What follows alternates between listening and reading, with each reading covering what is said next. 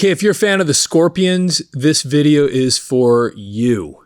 You know, back in the 80s, one of my real just go-to albums that just everything on it was good, and I just found myself going back to it frequently, was Blackout. I've got other videos on this channel where I talk about this, but I have something really interesting to talk about here. And I think a lot of Scorpions fans have heard a little bit about this story, but I found some newspaper articles that specifically tell what happened with this particular piece of Scorpions history.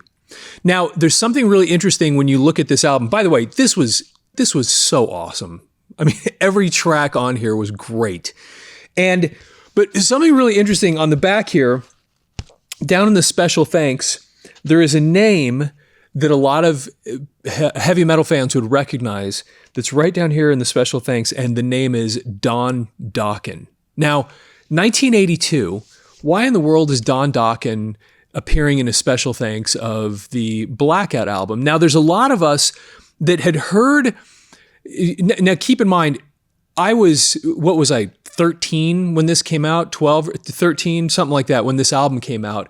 So this was all, the world of heavy metal and you know, really being in the world of music was fairly new to me and a lot of my friends. And so you would hear these rumors about things. Of course, we didn't have the internet, and we didn't have access to so much information. And you'd hear this rumor that Klaus, the singer of the Scorpions, had some sort of a problem with his voice, and he had to have surgery, and maybe he wasn't going to be able to sing when they had made this album. You're hearing these stories later. And I knew that somehow later that Don Dokken had been involved with it. And then there was this rumor that, Don Dokken, they were talking about having him be the new lead singer because Klaus had lost his voice, he had to have surgery, and on and on. All these different rumors were going around. And so as I was doing research for this little show, I thought, I want to go back and see if I can find the story. What was it that really happened with that whole thing? Because Don Dokken has given little interviews about it in the past, about what had happened back with the Scorpions. And so I found two different newspaper articles, and I'm going to read both of them to you because they both have different elements of the story. They add things to it, and it's really fascinating to hear what actually happened with Klaus and his voice as it relates to this album. So these two articles, the first one I'm going to share with you is from the Indianapolis News. This is July 31st, 1982, on page 30. And the title of the article is Opera Fixes Scorpion. And here we go. Opera and heavy metal rock and roll have very little in common, but that made no difference to lead vocalist Klaus Meine for the Scorpions. He didn't want to lose his singing voice no matter who fixed it. In March 1981, Meine and his German rock band began recording their current album for Mercury, Blackout. But when Meine went to turn up the boost on the vocal cords, there wasn't much there. Years of hard touring had taken their toll in the form of nodes on the vocal cords. Now, keep in mind, and Scorpions fans would probably know this, but they'd been around for a kind of a long time by the time this album came out. So he'd worked his voice for many, many years. There was not enough power, recalled Meine, whose band will headline at an 8 p.m. concert tomorrow at the convention center. Quote, it was obvious I was having problems, so I went straight from the studio to the hospital and had an operation the very next day. Following doctor's orders to keep quiet for 2 weeks, Meine was cleared for another go at singing. I tried, quote, but it was worse because I had developed an infection, he recalled. So I had another operation. What worried me that no one could promise me it would be the same again. It was a real jump in cold water. It's interesting, kind of funny how he says that. Okay, now, for a while, Meine was uncertain whether he would ever be able to sing again. After consulting a specialist in Vienna, whose clientele consisted solely of opera singers, he was recommended to Hanover's top opera coach for voice training and therapy. Quote, I had to put electrodes on my Adam's apple and give my throat electrical shock every day for several months to build my throat muscles back up again. It's like an athlete who has an operation on his knee. He can walk, but he can't run his best time, unquote. Meanwhile, thousands of hungry Scorpions fans were eagerly awaiting the album. Quote, "We got many letters from the States asking us, 'What's going on with you guys over there?' said Meine.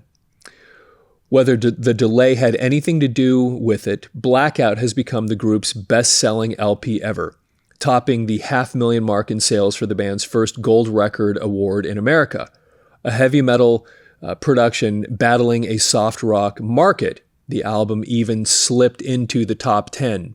Yeah, I mean, this album was so amazing. And the song, I mean, Can't Live Without You was really popular, but you remember No One Like You? That thing was getting played all the time, everywhere. So great. Getting back to the Don Dokken story.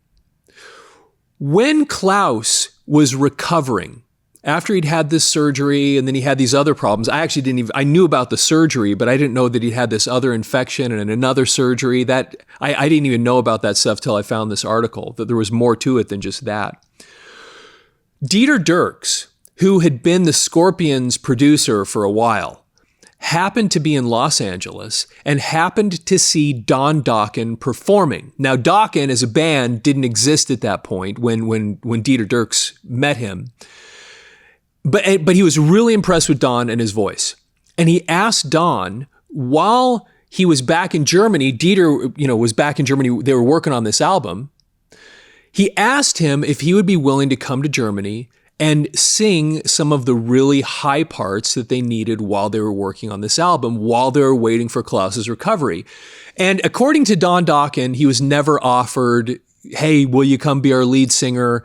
Matter of fact, Don Dokken even says, "I wouldn't have taken it anyway," because Klaus is the Scorpions. At least he is the sound of the Scorpions. And so that's what happened. So Don went back there at Dieter Dierks' request and went and helped them put some of these things into the music while they worked on this album, while Klaus was recovering. Okay, even the critics in Europe were saying everything was so well done and the timing was so perfect that maybe the whole thing with the voice operation was just a story. But it really happened. Even the album title makes sense because it really was like a blackout the whole band went through. The best thing is that we are back on the road again because we are a live band and we really enjoy touring. We don't like it that much in the studio. The band's first album, Lonesome Crow, released 10 years ago. Over the next several years, the band toured with hard rock acts such as Ted Nugent, UFO, Sammy Hagar, and Rainbow, and became a huge success in Europe, winning countless awards and topping numerous polls. So now they kind of go back into the history a little bit. And then once we're done with this one, I'm going to jump into the other that has some additional interesting details. The band's tour is another typically brutal affair that began in March and will last through mid-October. Meine said his vocal cords are holding up well, although, quote, "I push them very hard because it's impossible to hold back when we come to America." Now, this is a big challenge, of course, because he's had all this surgery and he's back out doing the same thing again. And this is why they talked about having to go to that opera coach, because what happens with a lot of singers, and it's not just him, you'll hear this story with a lot of hard rock singers, is they get to a point in their career where they have to go get a vocal coach because they're just screaming and they're destroying their vocal cords. And we've all heard that stuff. I mean, matter of fact, I'd love to hear your comments on this. Have you seen rock bands where the singer just ain't got it anymore? He's destroyed his vocal cords after years and years and years. And age does it to you too. But there's a lot of these guys that have really messed themselves up from so much of basically abusing their vocal cords. So anyway, be curious to hear if you know of other stories like this or when you've heard singers that have just kind of lost it over the years. It's the band's first road trip since taking a break after releasing Animal Magnetism in 1980. Quote, "We took off because we wanted the next album to be very strong," explained Meine. "We wanted to write a lot of songs and pick out only the best. We try to put a good album together that you can listen to from the beginning to the end. Some of the songs are heavy metal, but some are not. We're really a melodic band. We like to play melodic songs. The most important thing is to have good compositions with good ideas from the lyrics," unquote. Although the members of the band are all from Germany, they have always sung and written in English. Now, this is actually a really interesting thing also to think about, because English is not, of course, Klaus's native language. And sometimes you can tell with some vocalists that write their own lyrics that don't speak English natively because they're really kind of, I don't know, the lyrics suffer just a little bit. The Scorpions don't have great lyrics, but they're okay. You know, they're actually kind of cool and they're catchy, and I think they do a pretty good job with them. Let's see here. Other group members include Francis Buchholz on bass, Matthias Jobs, and Rudolf Schenker on guitars, and Herman Rebel on drums. Half the Scorpions crew is English and half is American, so English is the common language both on and backstage. Quote, "For me to sing in English was kind of a natural thing," says Meine, whose English is still somewhat broken but easily understandable. "For this kind of music, I think it's better to sing in English. We were all influenced by English singing bands." And that's another thing that's pretty interesting, because at least back at that time, you played stuff in America. You really needed to, but there's a group right now that's one of the biggest bands in the world, Rammstein.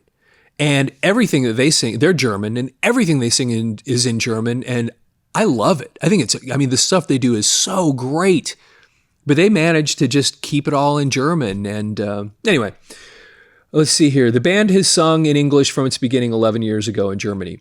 We knew we wanted to go play in America, Japan, England, France, wherever, says Meine, who learned to speak English in school. Germany is a nice country but for a musician, I think it's very important for your experience, to go out in the world. For that reason alone, it's important to sing in English and be understood all over the world. That's actually another interesting thing, even back in 1982, because I do a lot of traveling. I spend my time in various places around the world, and English really is the universal language. One of the most interesting experiences I had about a year ago was in Thailand. And I remember I was at this market and I saw this person that was a native Thai. They were, one of the people selling something there from Thailand. And I think the other person that they were talking to was from France, and they were speaking to each other in English. And it was just really interesting that back then that was the thing. It's like, if you English was the universal language, and it still kind of is. Singing in English is the easy part, says Meine, but to write a song, this is what I was saying a second ago, in English has always been difficult, he admitted. It would be the same if I told you to sit down and write a song in German. Even for musicians where English is their mother language, it's difficult to write good lyrics, and ain't that the truth? Okay, now this other article, this one's actually also really interesting, and this is the Grand Rapids Press, June 27th, 1982. And it says, "Lead Scorpion almost lost sting." When Klaus Meine sings lead vocals for the Scorpions, there's no holding back. As a result, the veteran German hard rock outfit has finally charted its first top 10 album, Blackout, after 8 albums and 11 years of punishing tour schedules. The Scorpions begin their U.S. tour Wednesday in a 7:30 p.m. concert at Wing Stadium in Kalamazoo.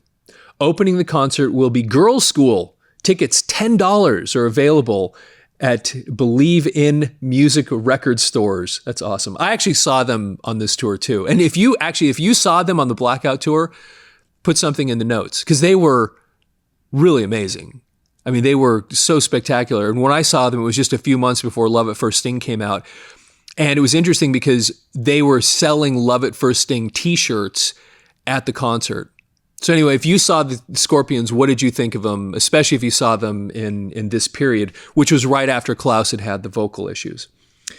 Although his forceful singing style has proven successful, Meine had a recent personal experience which nearly ended his career. Quote, "I've always been pushing my voice, whether I'm singing for 100 people or 10,000, Meine said in a thick German accent. I sing with everything I can give, using all my power and energy, but I never thought this trouble would happen with my voice," unquote. The Scorpions were laying down the basic tracks for Blackout in Cologne, West Germany, when Meine began experiencing difficulty in bringing out that extra forcefulness in his voice. Quote, "I could sing, but not that way I have..." Okay. "I could sing, but not that way I have to." I think you understand what he's saying there. "I could sing, but not the way I really need to be able to sing," Meine explained. That led to surgery for nodes on his vocal cords. but the operation caused a secondary infection resulting in further surgery. Weeks passed and it seemed uncertain whether he would ever sing again. Meine even told guitarist Rudolf Schenker that it might be in the best interests of the band to find a replacement. And getting back to the whole Don Dokken thing, again, when I was younger, there were these rumors that they were going to have a new singer. We were looking at it, after the fact, but we were talking about this. And then that's why Don Dokken was brought in, because he was going to be the new singer. But apparently that really was never going to happen. He was just brought in to assist. Meine even told, quote, "It was a bad situation with everybody waiting for me. I told Rudolf, quote, you should look for a new singer. But he said no, and everybody stayed behind me," unquote. Ultimately, Meine consulted a Vienna specialist who works solely with opera singers. He was recommended to Hanover's top opera coach for voice rehabilitation and training using a machine that sent electric shocks into his throat. After sitting out about 6 months, Meine was finally charged up again for the road. Meine doesn't expect any further problems with his voice. The band has been touring in Europe and Canada since early March, and he feels his voice is as strong as ever. And, he's still out there. This is now, 40 plus years later, and he's still out there doing it. Let's see, it's not surprising that Meine is anxious to start the Scorpions' first American tour in 2 years. Quote, "Being on the road, that's what rock and roll is all about," he said. "We're a live band. We hate to go into the studio. We love to go on tour because we really have a good time on stage," unquote. In fact, Meine believes the first important step the Scorpions made to achieve international success was to go to Tokyo, where the band recorded its live album Tokyo Tapes. Ironically, that turning point came at a time when the group lost its excellent guitarist, Uli Roth. Quote, "Uli told us in Japan that he was leaving the band, and we said, okay, good luck," Meine said.